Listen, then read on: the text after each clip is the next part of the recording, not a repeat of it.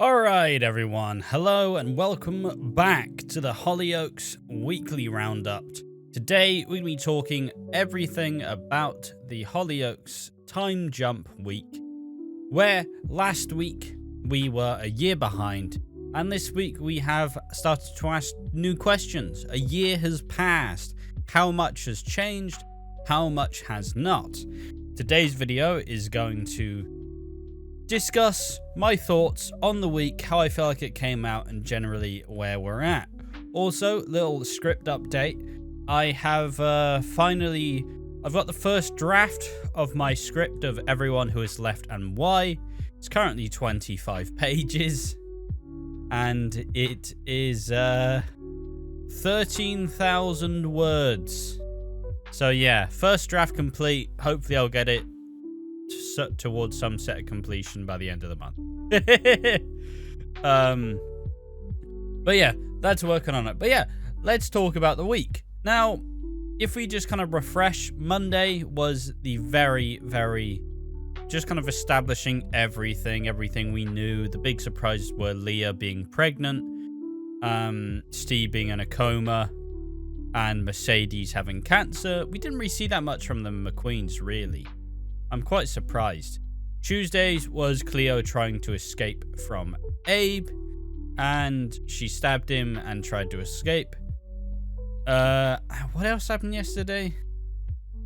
Not really. It was mostly just the Cleo show. I'll be real with you. And today was more of Cleo trying to escape, but she couldn't escape in the end because she came back for Abe. Because she has Stockholm Syndrome and doesn't believe she can do it without him.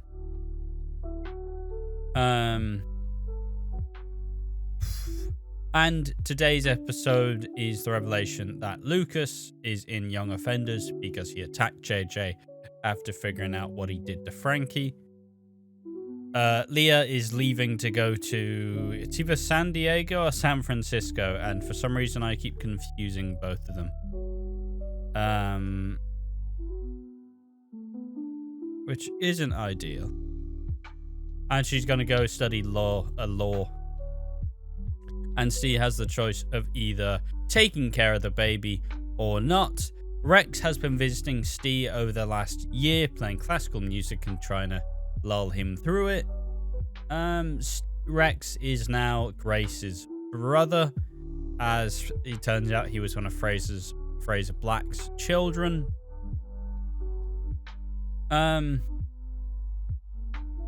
Yeah, I think that is a decent way into actually recalling everything that happened. It has been a good week. In terms of like episodes, I do think the quality kind of degrades itself. Hold on. But yeah, I mean, we're seeing that also, you know, the father of Leah's child is being disputed. And I know I'll talk about what episodes I think was better. There's been a conversation because everybody generally believes that the baby is Dylan's, I'd argue. Obviously, some people are going off of the idea that they said, but Charlie's the dad and they were close. But to me, it feels like a bit of a cop-out. They've teased it a little bit too much. And it feels like Dylan and Leah would have gotten closer as Lucas was in Young Offenders, Steve in the coma, she had to make decisions she wasn't proud of, etc, etc. But yeah, in terms of the episodes, obviously Monday was the most exciting, it's had the most hype and build to it. Tuesday still had a lot of surprises, and Wednesday, it was okay. It wasn't my favorite episode of the week for sure. It was my least favorite, to put it bluntly. I said it in the reactions, but it does kind of feel like the novelty is worn off, because now, everything's changed, and then suddenly everything's now settled. And now we just have to sit through the storylines as they've set them up. Feels like we missed out on a lot of McQueens. You know, we have had Cleo and Mercedes, but, you know, Mercedes is only really there for about 2 minutes. But I do look forward to seeing the rest of the families, as how all of the Blakes and stuff have fleshed out. Obviously, one thing that's nice to see is that Ethan is still around, which means there's a high chance that he dies, because it's very hard to believe that he would have been left. But they announced that he would leave, but he wasn't being killed off, which is always a bit of a... it's Hollyoaks. You can never really trust them. I have tried to trust them, and I do, generally. But sometimes they do like to throw these little curveballs where the favourites die just because they're leaving. One thing that was good fun was Nana McQueen still showing up. I still love Nana, and I think she is Hollyoaks royalty and deserves to be in the show till the end of time. But yeah, it's been interesting. It's been a weird pay. I have really enjoyed it. I know it's on a bit of a dampener just because I didn't find Wednesday's episode particularly great. But as a whole, they've done really good to pave the storm. I have kind of loved this time jump. It's really interesting because it adds a lot of different questions that we didn't have before. We've moved stories ahead. We pushed stories ahead. Yeah, sure, it probably would have been great to see all these stories pad on out. But still, just remember, this wasn't... Yeah, sure, they're oh, bloody hell, we chose to do a time jump. No, Channel 4 went, well, we are axing a lot of your staff and your cast members, so start choosing who leaves because we're not paying for them all. It's an awful situation to be in, and to see how much hype has been generated and how much attention has been gained, I think it has genuinely been a successful week all in all. Whether it keeps people watching is another thing entirely, but they're still doing a good job of not giving away too many secrets already. As said before, we will be revealing who is Leah's baby daddy at some point soon. And yeah, it's an interesting one. It really is. There's a lot of interesting stuff coming on up. A part of me worries that it'll be... Okay, so anybody else who watches other soaps, well, and if you don't remember, during COVID, during the lockdowns, EastEnders couldn't film for a time period. So EastEnders finished up and then came back in October. And in October, that week was Gray Atkins killing Chantel. And they made this a really big deal. They made it a massive, oh yeah, it's a really groundbreaking storyline. Her untimely demise sheds light on domestic abusers and how hard it's been for people during lockdown. And the first week, gold. Fantastic. Like it was never gone. Incredible. And then week 2 happened, and it's it's just same old shit, isn't it? And that's a part of the worry. It's that Hollyoaks will kind of fall back on its laurels, and because when you do these gimmicks, it's hard to keep attention because you're doing something very unique. You're doing something very different. A lot of people will genuinely just be there because holy shit, look at this. This is interesting. But at the end of the day, you still need to be gathering. You still need to be gaining attention. You still need to be showing some more time. But it's a really hard one. It truly is. Because because I feel like there will be a slight drop-off in viewers since we now have all these things. And people are already deciding that the time jump's been shit. And they hate it and they think the show's stupid. Obviously, there are some things that are a bit much. Where Steve has been in a coma for a year. He has proceeded to stay alive, and he is, he is still struggling, but he will be back up in about 2 weeks. Let's be honest, he'll be back up in about 2 weeks, because it's Hollyoaks and they don't tend to be the most realistic of soap.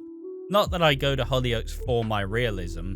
I go for Hollyoaks because it's fucking normal soap on crack. It's great. There's so much going on at one time. Excuse me.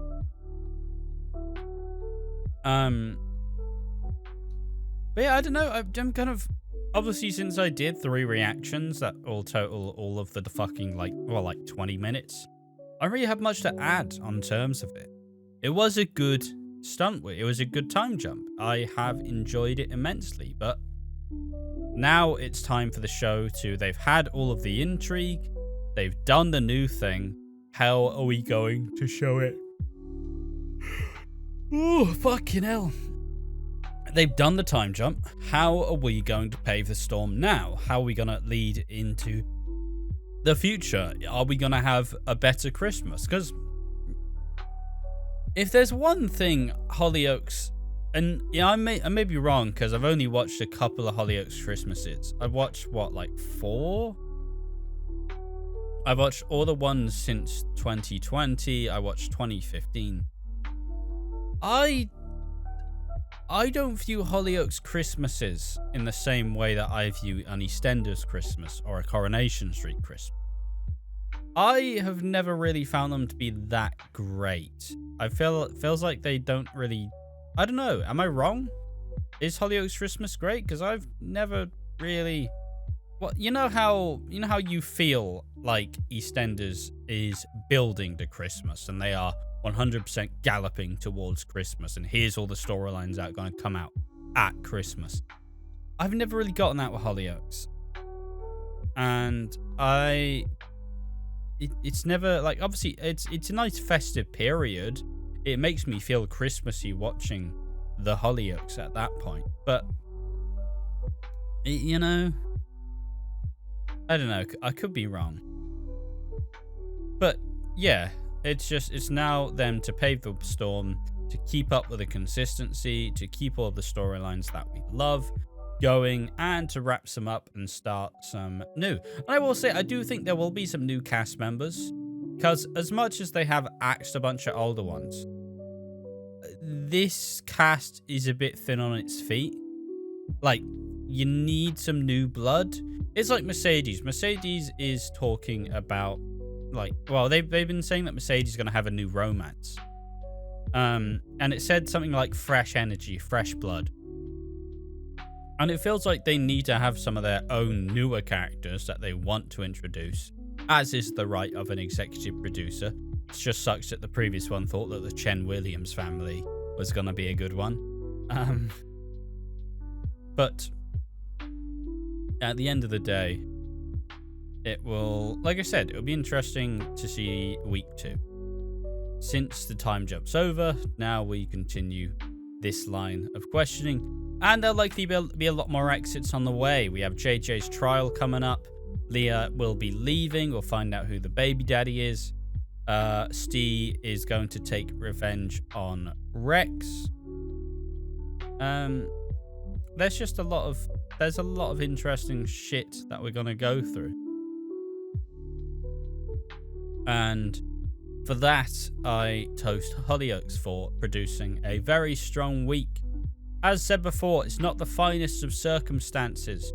I've still said it in another video saying we need to give Hollyoaks a break.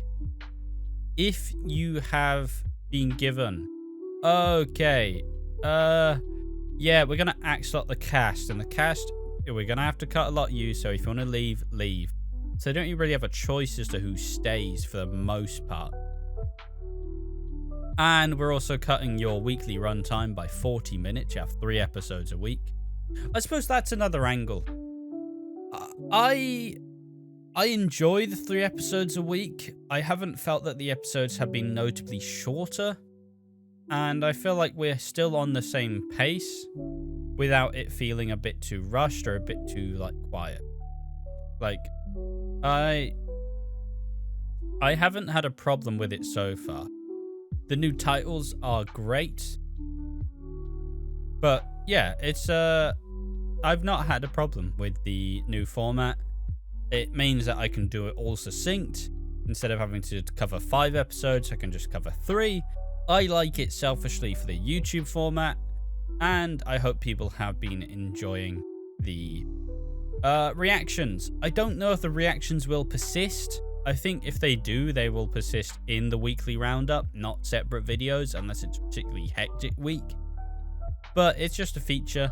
And obviously this is the first or the second week of the weekly roundup and the reactions. So obviously tell me what you think about them in the comment section down below. Do you like the reactions? Do you not give a shit?